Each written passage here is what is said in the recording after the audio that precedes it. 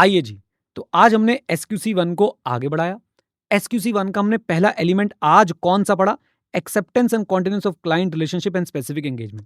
दो बातें हैं, क्लाइंट रिलेशनशिप यानी सारे एंगेजमेंट्स की बात हो रही है, स्पेसिफिक एंगेजमेंट मतलब एक एंगेजमेंट की बात हो रही है। ओके, इतनी बात क्लियर है?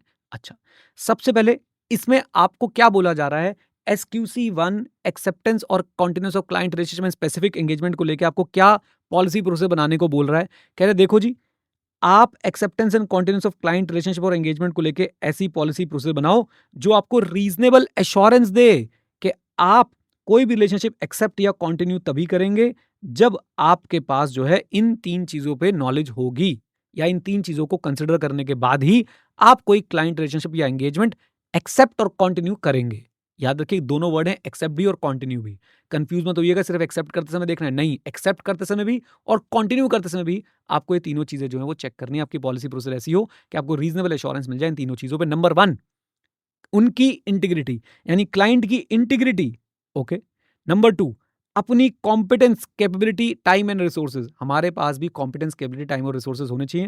And number 3, compliance with ethical requirement. आपको बता दूं कि एथिकल रिक्वायरमेंट को एज अ इंडिपेंडेंट एलिमेंट हमने कल जो है वो पढ़ लिया था, जिसमें इंडिपेंडेंस की भी थोड़ी बहुत बातें जो है वो हुई थी। ओके, आइए अब सबसे पहले मैं बात करता हूं कि भाई एक इसमें लास्ट लाइन और समझ लीजिए कि अगर कोई इशू आया था डिसाइड करते समय वेदर टू एक्सेप्ट और टू कंटिन्यू, तो आपने अगर उसके बाद भी एक्सेप्ट या कंटिन्यू किया है, you must document how that issue was resolved. हाँ जी, you must document how that issue was, come on tell me, resolved. Okay, अच्छा जी। फिर आता है बढ़िया क्वेश्चन जिससे डायरेक्ट एग्जाम में क्वेश्चन आ सकता है, matters to be considered with regard to integrity of the client. याद करिए, एक्सेप्टेंस और कॉन्टिनेंस वाला डिसीजन लेते समय तीन बातें कंसिडर करनी है, उनकी इंटीग्रिटी, अपनी competence, capability, time, resources and ethical requirement. Ethical requirement पहले पढ़ चुके हैं, अब उनकी इंटीग्रिटी कंसिडर करते समय आपको क्या क्या फैक्टर कंसिडर करने हैं वो आपको बताया जा रहा है। नैनो में सपना, सपनों में सजना वाला क्वेश्चन बच्चों ये। तो अब इसमें आपने क्या बातें पढ़नी है? बहुत सिंपल है। नंबर 1, राव साहब। राव साहब आप लोग याद रखेंगे, राव साहब की फीस लो है क्योंकि मनी लॉन्ड्रिंग और क्रिमिनल एक्टिविटी में इन्वॉल्व हैं और उनकी रीअपॉइंटमेंट नहीं हो रही है। Rao, reputation attitude operation, reputation attitude operation. अच्छा जी, फीस लो है, लो फीस, अच्छा जी, बढ़िया। अच्छा, एक पॉइंट इसके अंदर रह गया, एक पॉइंट इसके अंदर रह गया था, वो हमारे शॉर्ट कोड के अंदर भी रह गया था। हाँ जी, फीस लो है, बढ़िया। फीस लो से आप अगला अगला पॉइंट कनेक्ट कर सकते हो, क्या? Scope of work. Scope of work जो है क्या कर रहे हैं? रिड्यूस कर रहे हैं। मनी लॉन्ड्रिंग के अंदर इन्वॉल्व है, क्रिमिनल एक्टिविटी के अंदर इन्वॉल्व है। एंड आप रीजन जानना चाहेंगे प्रपोज्ड अपॉइंटमेंट का, आपकी अपॉइंटमेंट क्यों रही है, दूसरे वाले की अपॉइंटमेंट जो है क्यों नहीं हो रही है। तो आर से रेपुटेशन, रेपुटेशन किसकी? प्रिंसिपल ओनर की, की मैनेजमेंट की, रिलेटेड पार्टी की, DCWG की। ए से attitude, attitude towards aggressive interpretation of accounting standards और इंटरनल कंट्रोल एनवायरनमेंट की तरफ कैसा एटीट्यूड है। फिर ओ से ऑपरेशन, ऑपरेशंस का नेचर कैसा है, गैम्बलिंग ऐप वगैरह चला रहे हो क्या, Mahadev? Okay. And business practices. अच्छा जी, इसके बाद आपने देखना है कि फीस लो क्यों रखी जा रही है, स्कोप ऑफ वर्क पे कोई लिमिटेशन तो नहीं है, एंड लास्ट में मनी लॉन्ड्रिंग, क्रिमिनल एक्टिविटी में तो इन्वॉल्व नहीं है, and finally reason for proposed appointment और नॉन रीअपॉइंटमेंट क्या है। और याद रखिए, आपकी जो knowledge about the clients integrity होती है, it is cumulative in nature, it grows over a period of time. Okay, अच्छा जी, ये क्वेश्चन आपका डीपीक्यू है। ये जो एमबी एंड एसोसिएट्स वाला क्वेश्चन है आपके क्वेश्चन बैंक में भी दे रखा है, ये आपका डेली प्रैक्टिस क्वेश्चन है। आपने इसकी राइटिंग प्रैक्टिस करनी है। एक रजिस्टर जो आप लोगों ने मुझे प्रॉमिस किया है कि आप बनाएंगे, वो बनाइए और उसमें हर रोज एक आंसर जरूर लिखिए। जिन बच्चों के पास समय है, डेडिकेटेड पढ़ना चाहते हैं, उनको हमारी तरफ से डीपीपीज भी मिलेंगी, डेली प्रैक्टिस पेपर भी मिलेगा, आप लोग उसका भी फायदा उठा सकते हैं। आइए नाउ, फिर हमारी सेकंड चीज क्या थी एक्सेप्टेंस और कॉन्टिन्यूस में? Competence, capability, time, resources. अब इसमें क्या क्या फैक्टर कंसिडर करोगे? बहुत सिंपल, हमने इसको तीन, दो पार्ट्स में बांट दिया था, पहले तीन और लास्ट के तीन। नहीं, ऐसा नहीं था, हमने इसे तीन पार्ट में बांटा था, पहले दो, फिर तीन और आखिरी एक। हाँ जी, सबसे पहले नॉलेज की बात हो रही है, नॉलेज इंडस्ट्री की, नॉलेज आपके पर्टिकुलर बिजनेस की। फिर बात हो रही है एक्सपीरियंस की, regulatory and legal requirements, reporting requirements का आपको कितना एक्सपीरियंस है, या आपके पास कितनी एबिलिटी है टू लर्न दैट। ओके, अच्छा। फिर बात होती है लोगों की, लोग में कौन कौन आ रहे हैं, क्या आपके पास सफिशिएंट पर्सनल है, क्या एक्सपर्ट्स अवेलेबल हो जाएंगे, और क्या आपके पास एलिजिबल इंडिविजुअल हैं to do engagement quality control review. अभी के लिए एंगेजमेंट क्वालिटी कंट्रोल रिव्यू पे ज़्यादा चर्चा नहीं करी है, ऐसे 220 में करेंगे हम लोग ज़्यादा चर्चा, या एंगेजमेंट परफॉर्मेंस में थोड़ी बहुत कर लेंगे। एंगेजमेंट क्वालिटी कंट्रोल रिव्यू में जनरली लिस्टेड एंटिटी के केस में मैंडेटरी होता है। बस इतनी बात मैंने बोली थी।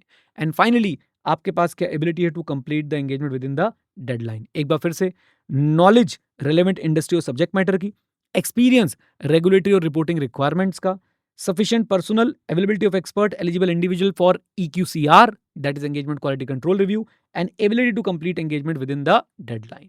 आइए, then नेक्स्ट हमारा एक केस बेस्ड क्वेश्चन बन सकता है। आपके पास एंगेजमेंट एक्सेप्ट करने के बाद ऐसी इंफॉर्मेशन आती है that would have caused you to decline the engagement had it been available earlier. तो आप लोग क्या करने वाले हैं? आप लोग कंसिडर करेंगे अपनी क्या professional and legal responsibility that apply to the circumstances, including the responsibility to report to the those who have appointed you and the regulatory authorities. तो आप अपनी अपनी रिस्पॉन्सिबिलिटी चेक करने वाले हैं, including the responsibility to report. और साथ साथ में आप पॉसिबिलिटी ऑफ विड्रॉइंग को भी कंसिडर करेंगे, पॉसिबिलिटी ऑफ विड्रॉइंग को भी कंसिडर करेंगे फ्रॉम बोथ द एंगेजमेंट और द क्लाइंट रिलेशनशिप। अच्छा जी, बहुत बढ़िया। देन अपने आप में बच्चों एक इंडिविजुअल क्वेश्चन बनेगा कि भाई ये बताओ कौन से इश्यूज आपने कंसिडर करने हैं बिफोर डिसाइडिंग द विड्रॉल। तो बहुत सिंपल है और बहुत इंपॉर्टेंट भी है। इस पे क्वेश्चन मैंने आपको दिखाया, आ चुका है, स्टडी मटेरियल के अंदर भी दे रखा है, तो पढ़ के जाइएगा। क्या इश्यूज आपको कंसिडर करने बिफोर विड्रॉल? नंबर 1, सबसे पहले आप उनसे बात करोगे। क्या बात करोगे? कि मैं क्या एक्शन लेने वाला हूं। उनसे, किनसे? मैनेजमेंट TCWG से। Action discuss with management and TCWG। Number 2, आप अगर विड्रॉ करने का मन बना चुके अपने रीजंस बताएंगे। तो एक्शंस, रीजंस, मेरे साथ साथ एवरीवन प्लीज। हाँ जी, एक्शंस और दूसरा क्या है? Come on, reasons. तीसरी बात, आप लोग क्या चेक करने वाले हो? अपनी प्रोफेशनल, लीगल या आपकी रेगुलेटरी कोई ऑब्लिगेशन है टू स्टे और to report the withdrawal. Obligation, action, reason, obligation. और साथ साथ में आपको क्या करना पड़ेगा? Documenting the significant issues, consultation, conclusion and the basis for the conclusion. Done. तो ये भी एक बहुत इंपॉर्टेंट टॉपिक है और छुपा हुआ टॉपिक है। इस टॉपिक तक बच्चे बहुत कम पहुंच पाते हैं। उम्मीद करता हूं कि आप लोग जो है इसको पढ़ के जाएंगे। विड्रॉ करने से पहले कौन कौन से इश्यूज आपने कंसिडर करने हैं, ये इसका क्वेश्चन था। इसको भी एक बार अगर आपके पास समय हो तो मैं तो कह रहा हूं सारे क्वेश्चन लिख के देखो। समय नहीं है तो एटलीस्ट जो मैं DPQ मार्क करके दे रहा हूं उनको आपको जरूर लिख के देखना चाहिए। ओके, आइए। ह्यूमन रिसोर्स, सबसे आसान एलिमेंट। कुछ नहीं, ह्यूमन रिसोर्स के अंदर फर्म को पॉलिसी प्रोसेस बनानी है जिससे वो रीजनेबल एश्योरेंस मिले उसको, फर्म को, कि उसके पास सफिशिएंट पर्सनल है with competence, capability and commitment to ethical principle, so that वो PSRL और report appropriate as per circumstances कर पाए। ये बात याद रखेंगे। Reasonable assurance, sufficient personal, competence, capability, commitment to ethical principle, so that PSRL, what is PSRL? PSRL याद है आप लोगों को? Professional, come on, professional standards, legal and regulatory requirements को फुलफिल कर पाए और रिपोर्ट इशू कर पाए जो अप्रोप्रिएट हो एज पर दी सर्कमस्टांस। और जब भी आपसे कोई बोले ह्यूमन रिसोर्स से रिलेटेड क्या क्या इश्यूज एड्रेस करने हैं, तो बेसिक फ्लो याद रखिए। पहले आपकी रिक्रूटमेंट होती है, फिर ट्रेनिंग होती है, फिर परफॉर्मेंस अप्रेजल होता है, फिर कॉम्पनसेशन मिलती है और तब जाके करियर डेवलप होता है। Okay, recruitment, training, performance appraisal, compensation, career development. बढ़िया, आ जाइए। देन इसके अंदर एक टॉपिक आता है assignment of engagement team, miscellaneous topic है। तो भाई यहाँ पे वैसे तो बात एंगेजमेंट टीम लिखा है, लेकिन सारी बातें किसके बारे में बताई हैं? यहाँ पे ICAI ने एंगेजमेंट पार्टनर के बारे में। तो फर्म को क्या करना चाहिए? The firm should assign responsibility of each engagement to the engagement partner. पहली लाइन तो अपने ये लिख दी कि हर एंगेजमेंट की रिस्पॉन्सिबिलिटी एंगेजमेंट पार्टनर को दे दो। देन आइडेंटिटी, पहला keyword, identity of that engagement partner must be communicated to the client's management and TCWG. Number 2, please ensure that engagement partner के पास रिक्वायर्ड क्या है? कैपेबिलिटी है, कॉम्पिटेंस है, अथॉरिटी है, टाइम है, CCAT। Okay, and finally engagement partner के पास भी clear communication होना चाहिए अबाउट इट्स रिस्पॉन्सिबिलिटीज। डन, बोलिए। तो responsibility of engagement partner clearly defined and communicated to that partner. Easy peasy lemon squeezy. Yes sir, आइए।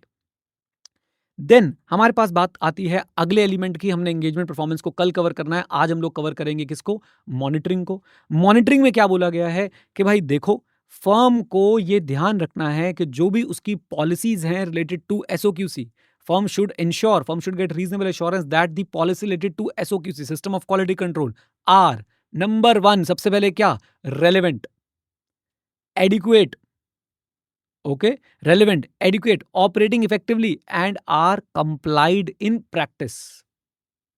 Okay, तो monitoring में basically एसओक्यूसी में मॉनिटरिंग लाने का मतलब क्या है? मॉनिटरिंग लाने का मतलब ये है कि the firm should ensure that the system of quality control is relevant, adequate, operating effectively and complying with in the complying in practice, complied in practice. Done. बोलिए। अब यहाँ पे आप ऑनगोइंग इवैल्यूएशन भी कर सकते हैं और पीरियोडिक इंस्पेक्शन भी कर सकते हैं कंप्लीटेड एंगेजमेंट का। मतलब आपका कोई ऑडिट असाइनमेंट कंप्लीट हो गया, अब आप उसकी डॉक्यूमेंट्स उठा के उसकी पूरी की पूरी जो भी आपके पास रेलेवेंट पेपर्स हैं उसको उठा के आप लोग जो है वो चेक कर रहे हैं। ओके, आ जाइए। सो ये हो गया हमारा मॉनिटरिंग वाला पार्ट। अब मॉनिटरिंग में अंदर एक क्वेश्चन बनता है बहुत बढ़िया कि भाई आपको मॉनिटरिंग करनी है क्वालिटी कंट्रोल की, क्वालिटी कंट्रोल सिस्टम की, तो कौन से फैक्टर्स जो हैं आप लोग कंसिडर करने वाले हैं, कौन से फैक्टर्स आप लोग कंसिडर करने वाले हैं इन monitoring the quality control system. Okay, while monitoring the system of quality control. तो हमें यहाँ पे बोला गया कि भाई हम लोग कितने बात कंसिडर करने वाले हैं, टोटल मिला के 6। नंबर 1, सबसे पहले हम लोग क्या चेक करेंगे? सबसे पहले हम लोग देखेंगे भाई उसका डिजाइन और उसकी इंप्लीमेंटेशन। फिर हम लोग देखेंगे कि वो न्यू प्रोफेशनल, लीगल और रेगुलेटरी रिक्वायरमेंट को रिफ्लेक्ट करता है कि नहीं। 2 याद करते चलो cumulatively, design and implementation, new professional and legal requirements को वो रिफ्लेक्ट करता है कि नहीं करता है।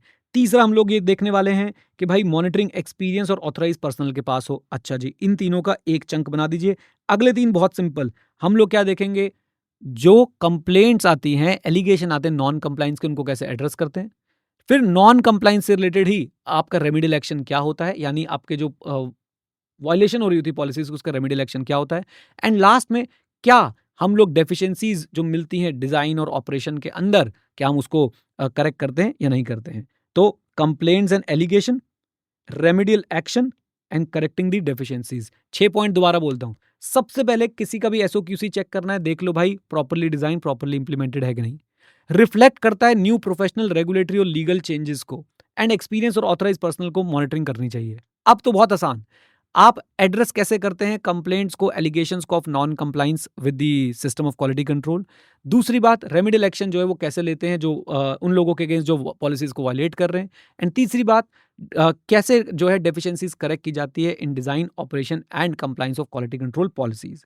ये क्वेश्चन आपका नवंबर 24 का आया हुआ है। मैं रिवीजन ऑडियो और वीडियो बंद करूं उससे पहले मैं ये बोलना चाहता हूं कि इस चैप्टर से आपको 5 नंबर का मिनिमम, एसक्यूसी 1 से 5 नंबर का मिनिमम एक क्वेश्चन हर बार पूछते हैं और किसी ना किसी एलिमेंट से उठा के पूछते हैं। हल्के में मत लीजिए। आपको detailed revision video, detailed revision audios मिल रही हैं, उनका फायदा उठाइए। जो डीपीक्यू दे रहा हूं उसका फायदा उठाइए। मॉक टेस्ट वगैरह तो आपके होंगे ही, उनका फायदा उठाते रहिए। राइट। अगर आपको क्लासेस पसंद आ रही हैं तो अपने जूनियर्स और दोस्तों को edu91.org रेफर कीजिए। राइट। अगर आप इस ऑडियो को किसी पॉडकास्ट प्लेटफॉर्म पे सुन रहे हैं तो प्लीज सबके साथ शेयर कर दीजिएगा। चलिए, thank you, all the best, bye bye, take care, god bless you.